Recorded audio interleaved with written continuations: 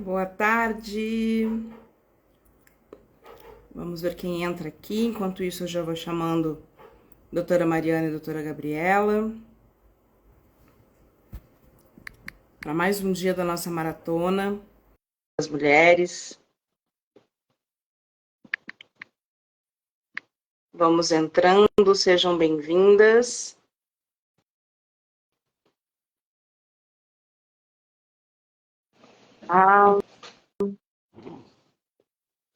Olá, Boa tarde. boa Oi, tarde, Franciele. bom dia. Ainda não almocei, então é bom dia. Eu Bom concordo dia, Fran, bom plenamente dia, também. Lê. Bom dia, gente. Isabel. Começando mais um dia da nossa maratona, das alterações legislativas, né?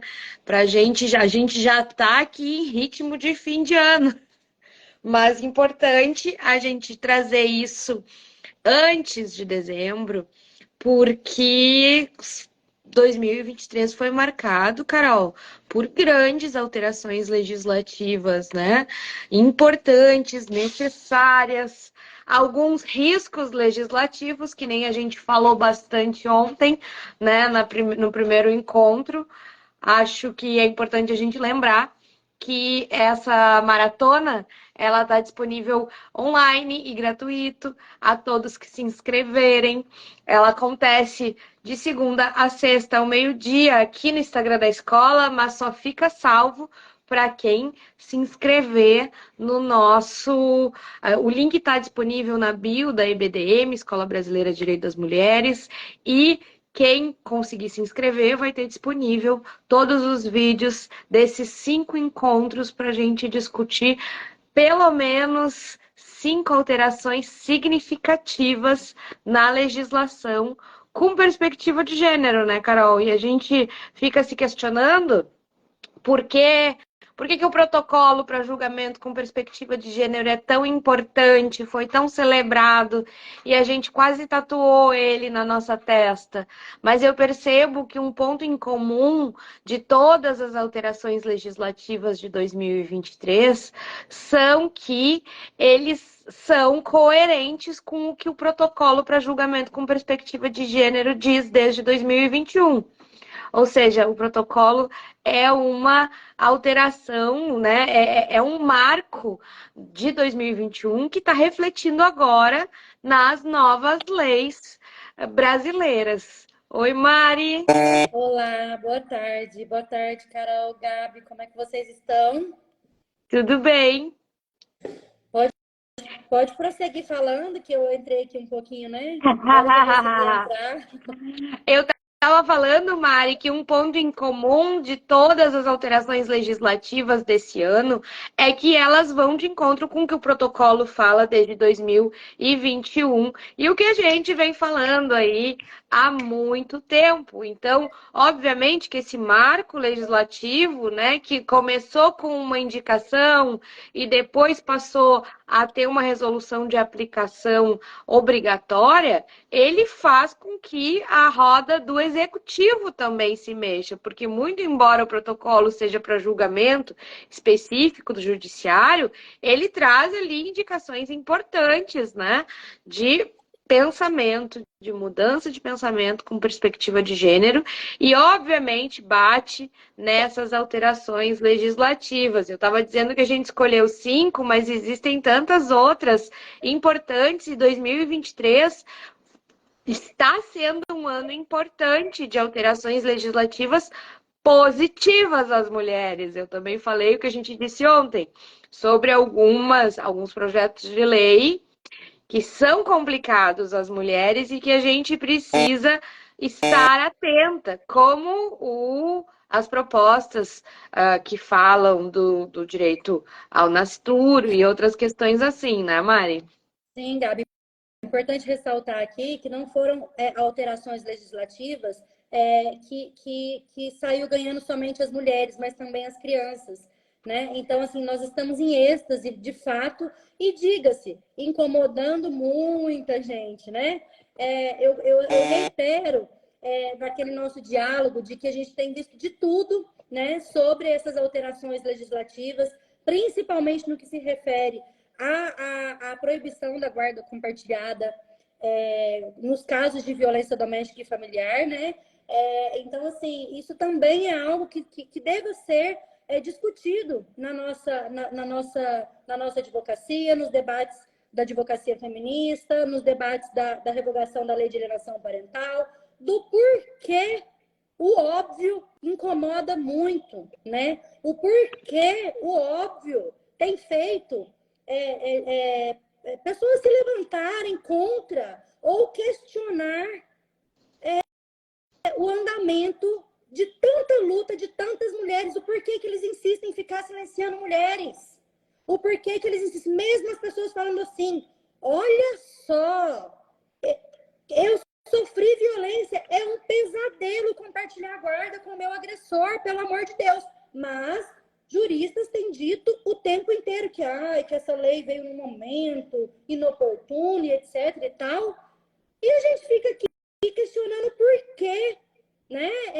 Principalmente agora que a gente está aqui nessa maratona das alterações legislativas, com esses grandes avanços, eu acho que a gente precisa, de fato, levantar esse debate e entender com perspectiva de gênero, entender com criticidade do porquê tem opositores, né, em relação a essas alterações, que estão aí também questionando essas mudanças. Ontem nós falamos muito, Gabi, sobre a importância da gente estudar a história dos direitos das mulheres, a evolução dessa história, como se deu a luta das mulheres para que possamos estarmos aqui hoje falando sobre essas alterações legislativas, porque foi sim a custo de muita mulher perdendo guarda de filho, de muita mulher perdendo a própria vida, tirando a própria vida, ou chegando no ápice da loucura de tirar a vida do próprio filho para não colocar esses filhos na mão dos seus agressores,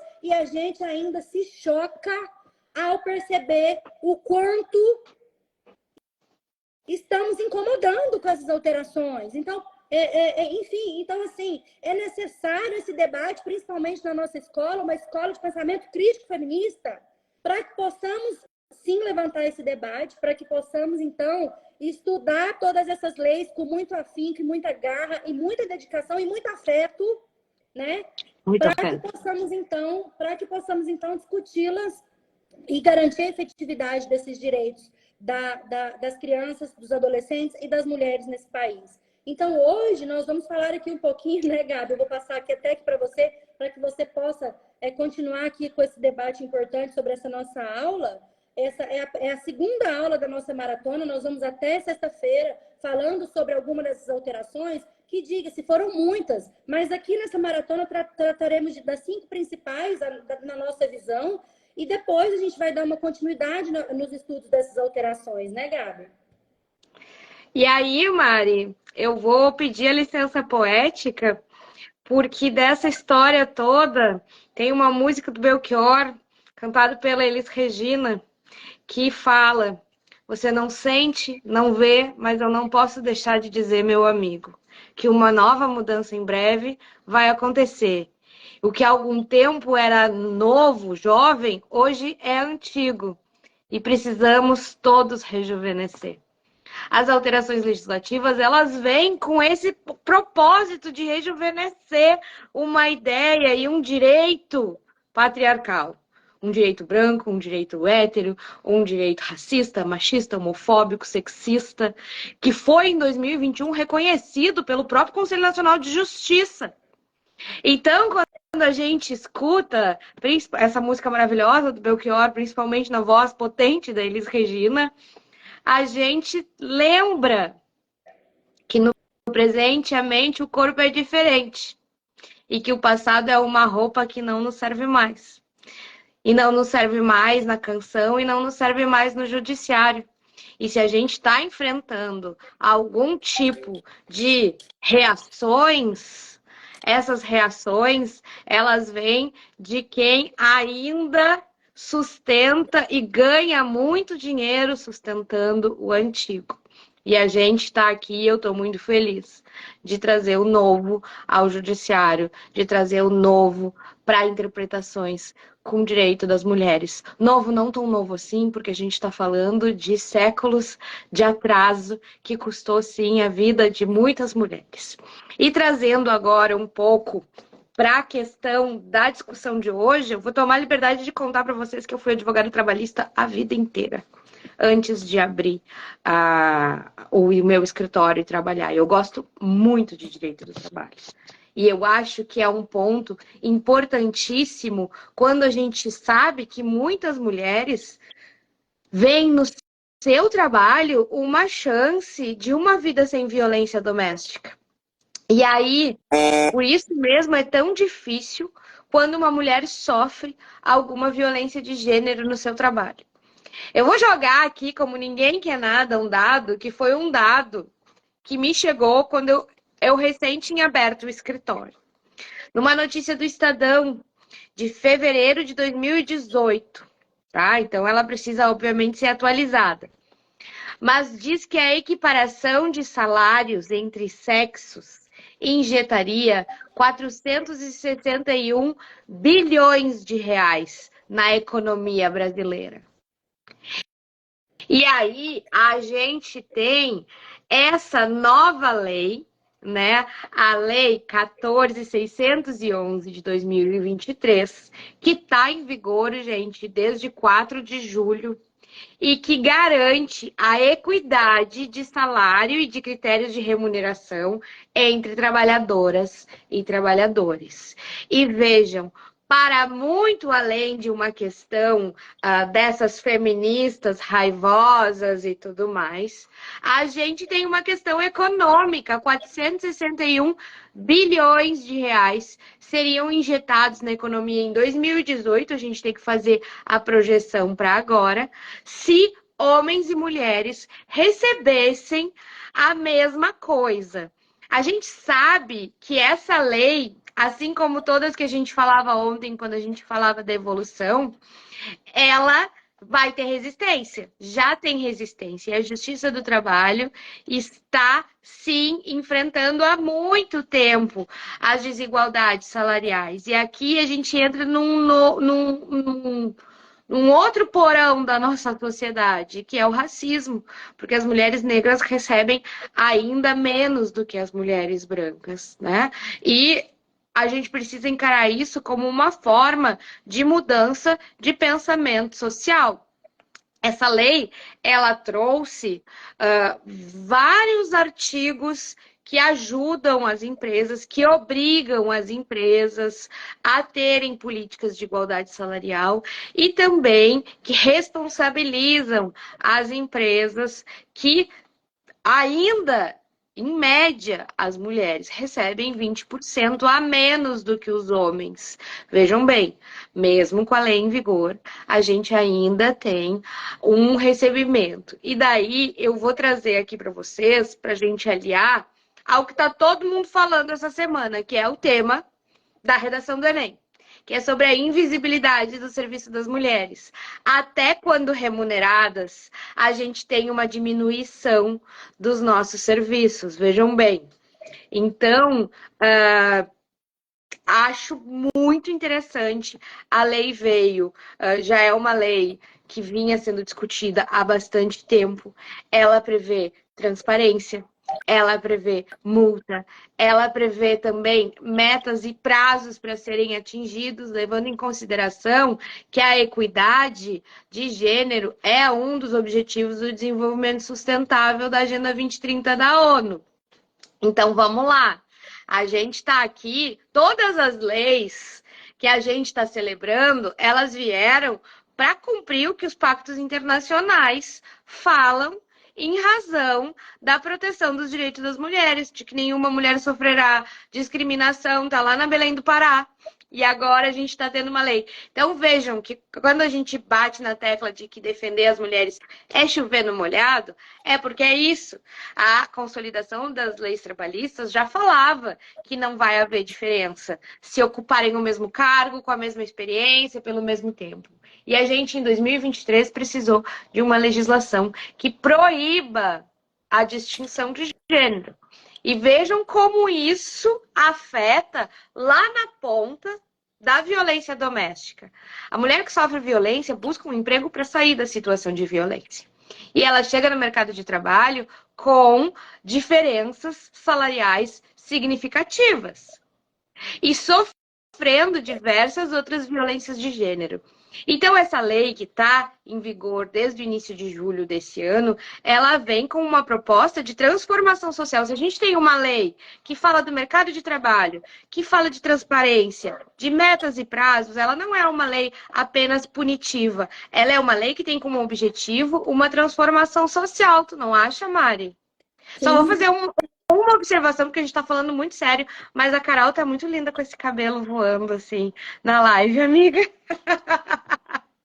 Porque a gente fala de direito, mas a gente tem que ir com cabelos ao vento, né, Carol? Diga lá, Mari. Tá funcionando.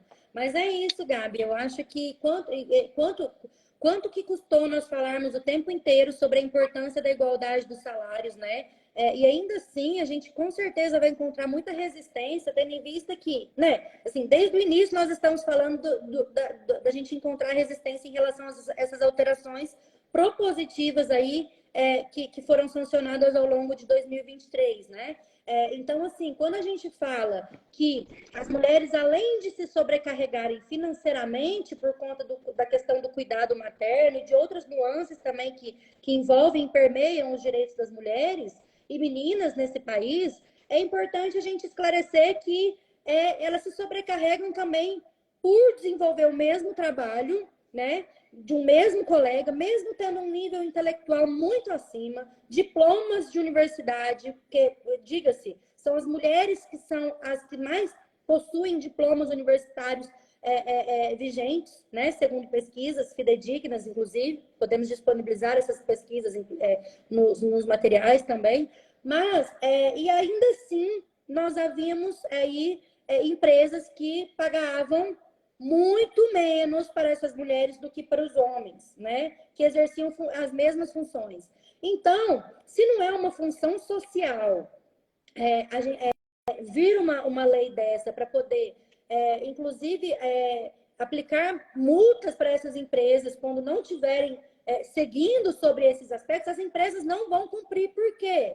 Porque nós estamos num país completamente patriarcal, porque ainda temos pessoas resistindo a essas alterações e pessoas, diga-se, juristas renomados, né, que dizem o tempo inteiro, que questionam esses direitos.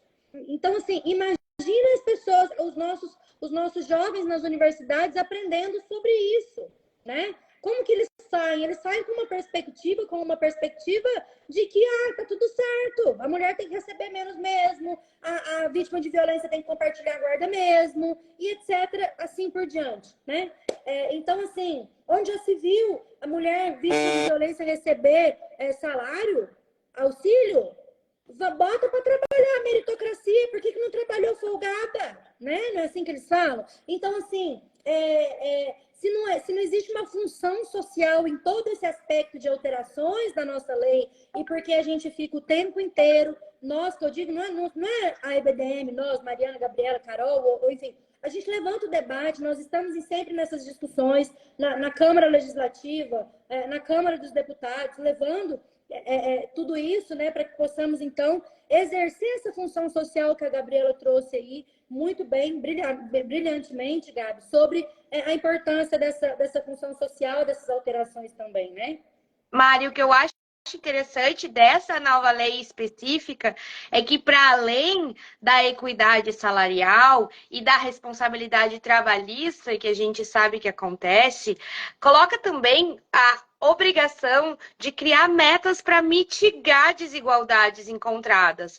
As empresas com mais de 100 empregados, elas precisam semestralmente apresentar e publicar relatórios que falem sobre a equidade salarial. Então, muito provavelmente, agora a gente vai ver também um monte de empresa fazendo propaganda dos seus números, mas é porque, na verdade, a lei os obriga a apresentar esses relatórios sob pena de multa de até 3% da folha de pagamento, limitada em 100 salários mínimos. Eu acho até uma multa baixa, se a gente levar em consideração o que gira em grandes empresas com mais de 100 funcionários, mas é uma multa que me parece eficiente também, porque a lei, ela tira do sigilo, vamos dizer assim, não posso saber quanto meu colega trabalha, quanto meu colega ganha. É tudo um segredo muito grande. Agora a gente precisa, então, publicizar os cargos e salários,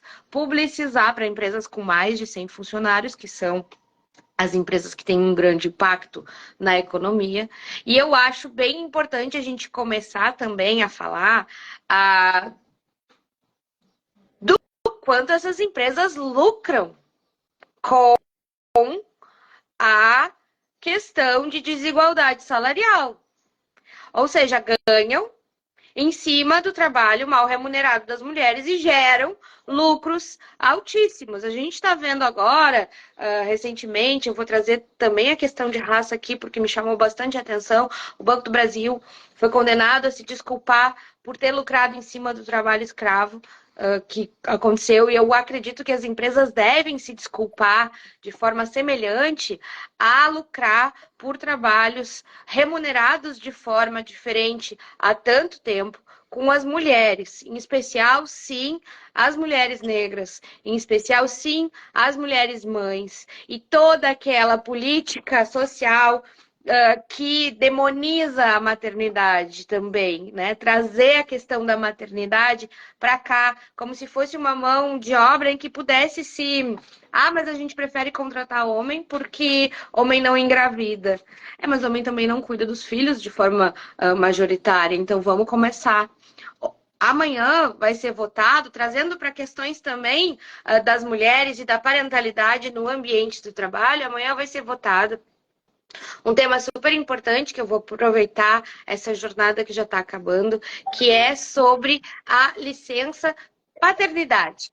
Porque a gente fala, ou seja, uma equiparação da licença paternidade à maternidade para que pais também possam cuidar dos seus filhos e estejam presentes no puerpério das mães, né? E vejam bem, gente, a Gabriela começa a falar e começa a misturar as coisas, mas as coisas estão todas interligadas e o ambiente do trabalho é um ambiente que deve ser emancipatório, que muitas vezes garante às mulheres uma vida sem violência e que deve ser igual.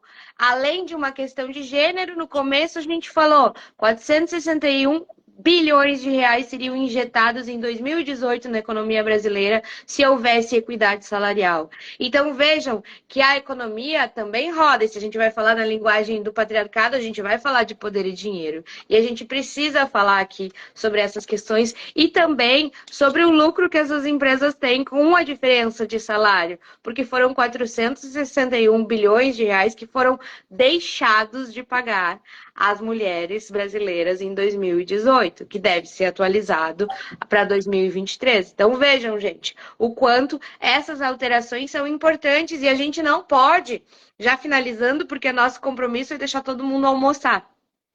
E a gente combinou de ser 20 minutos, 20 e pouquinhos, e já passamos a hora, porque eu peguei uma reta e fui falando, desculpa.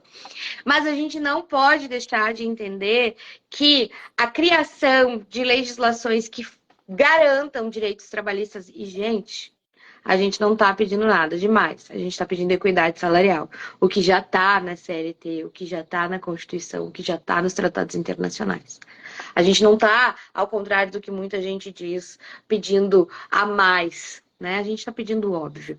Mas o quanto é importante a garantia do emprego, a garantia do que a Isa Cunha vai falar amanhã aqui sobre a Previdência Social, sobre os benefícios previdenciários para as mulheres, e ter tudo isso garantido como uma forma de dar assistência à mulher que pode estar em uma situação de violência, já que o Brasil é o 5º país mais violento do mundo. Então a gente não quer só não apanhar.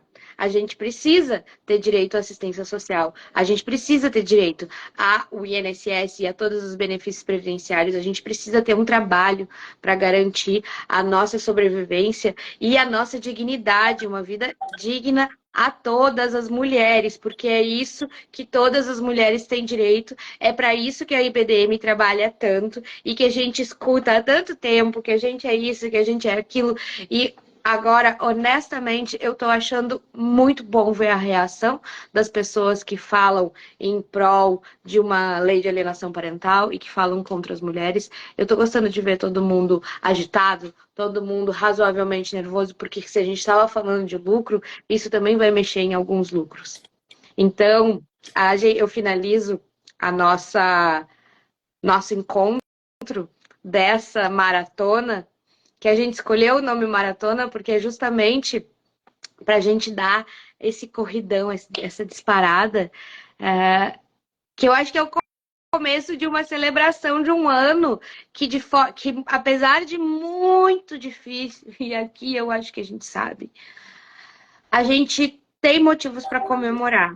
Lembrando sempre que a gente celebra, mas a gente se mantém atenta, porque logo ali atrás sempre vai ter alguém, e a gente enfrenta pautas nesse Brasil, gente, de proibição do casamento homoafetivo, de proibição de pautas tão importantes quanto é a pauta dos corpos e das autonomias das mulheres. Então, a gente celebra, mas a gente celebra sempre atenta, e eu acho que essa é a grande sacanagem do patriarcado, que não nos deixa ser feliz plenamente. A gente tem que estar sempre atento e vigilante, mas, como disse a Mari, aqui na IBDM a gente encontra um lugar de afeto potente para a gente se curar de todos os medos, de todos os males e seguir adiante com garantia de remuneração equiparada entre homens e mulheres, o que é sim, gente, apesar do óbvio, é sim para ser comemorado, principalmente pelo caráter pedagógico dessas empresas. Então, muito obrigada, né? Vou passar para ti a despedida, Mari. Isso aí, Gabi, muito obrigada, então, aqui por toda essa exposição sobre essa lei da igualdade salarial. As nossas alunas certamente sairão daqui com muito mais perspectiva em relação a essa lei. Isso porque foi só uma pincelada, né? Ainda precisa ser destrinchado muito mais essa lei e aspectos importantes como função social e etc. Não somente a lei em si, do que somente a lei seca ela pode proporcionar, né? Porque senão estaríamos incorrendo no mesmo erro desses que falam que a lei vale muito mais do que a vida das próprias pessoas, né? Essas pessoas legalistas ao extremo, que dizem, por exemplo, que a guarda compartilhada tem que ser compartilhada porque é regra no ordenamento jurídico. Então, precisamos pensar fora dessa caixinha, trazendo aqui uma equiparação para essa lei que estamos estudando hoje, pensando para além dessa perspectiva legalista, e nós aqui da escola estamos propondo essa visão mais crítica, essa visão com perspectiva de gênero, mesmo que encontremos resistência. Então, vamos lá, vamos firme com a gente. Esse vídeo, para quem não conseguiu assistir, estará disponível para quem se inscreveu na nossa jornada, somente para quem se inscrever. Para quem ainda não se inscreveu, ainda dá tempo, eu vou falar sobre isso todos os dias. Se inscreva no nosso link da bio para você cair lá diretamente no nosso grupo do WhatsApp sobre a nossa maratona, que estamos aqui fazendo esse debate importantíssimo dessas legislações, dessas alterações legislativas do ano de 2023. Então, contamos com vocês lá no nosso grupo. Bom almoço a todas, uma excelente semana aí também pela frente. Estamos à disposição. Beijo, Carol, obrigada mais uma vez e bom almoço para todas e todos. Até mais. Bom almoço, gente. Até amanhã. Até amanhã com mais informações sobre, daí sim, os aspectos previdenciários das alterações legislativas dessa maratona, que leva o nome de Maratona de Alterações Legislativas, mas que podia também se chamar Que o Passado é uma Roupa que Não Nos Serve Mais. Até amanhã, gente. Até amanhã. Tchau, tchau.